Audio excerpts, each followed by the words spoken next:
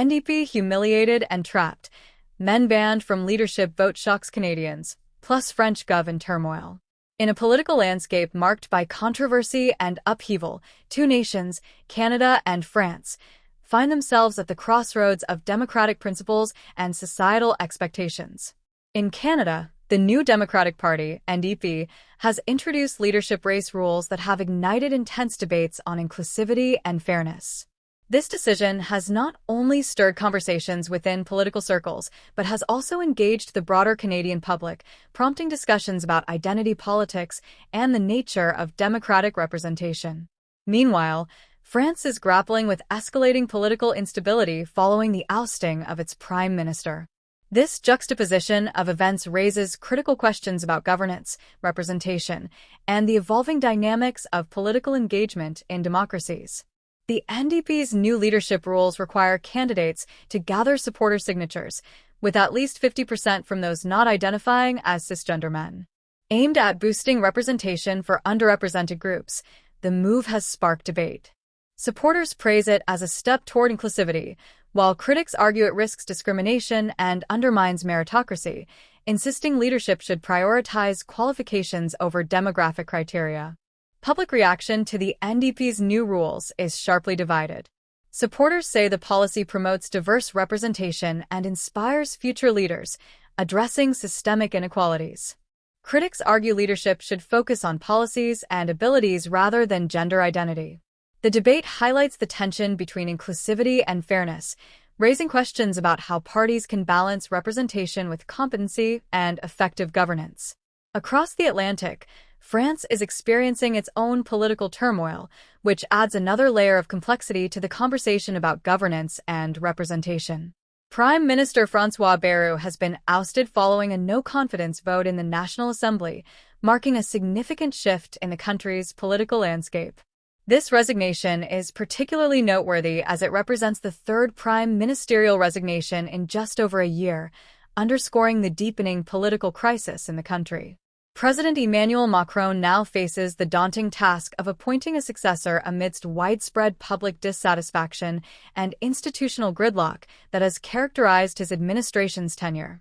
The frequency of leadership changes is indicative of the broader instability plaguing French politics, raising concerns about the government's ability to implement effective policies and respond to the needs of its citizens. The political instability in France has significant economic repercussions that extend beyond the realm of governance. The government's inability to implement effective fiscal policies has led to increased borrowing costs and a growing national debt, which in turn raises alarms among investors and economic analysts. The uncertainty surrounding political leadership and policy direction has resulted in a lack of confidence in the French economy. Some analysts are warning that the country may be heading towards a financial crisis if the political deadlock persists. The implications of this instability are profound, not only for France, but also for the European Union, which relies on the stability of its member states for collective economic growth. The public's frustration with the political establishment in France is manifesting in widespread protests and demonstrations across major cities. Citizens are voicing their discontent with austerity measures, high unemployment rates, and the government's handling of economic issues, particularly in light of rising living costs. These protests reflect a broader sense of disillusionment with traditional political structures and a demand for change. The protests are not merely a reaction to specific policies, but are indicative of a growing sentiment among the populace that their voices are not being heard in the corridors of power. This unrest poses challenges for the government, which must navigate the delicate balance between maintaining order and addressing the legitimate grievances of its citizens. While Canada and France are experiencing different political challenges, there are underlying similarities in the public's response to perceived injustices. In Canada, the NDP's leadership race rules have sparked heated debates about fairness and representation, while in France, the government's policies and lack of effective leadership have led to widespread unrest. Both situations underscore the importance of transparent and inclusive political processes in maintaining public trust. Citizens are increasingly demanding accountability from their leaders and are less willing to accept business as usual in the political arena.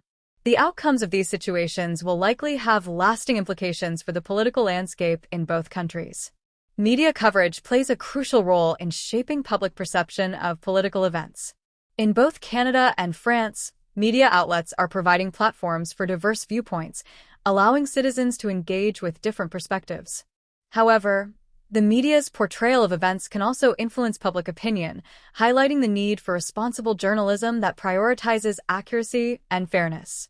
The manner in which political developments are reported can either exacerbate tensions or promote understanding, thus playing a pivotal role in the democratic process.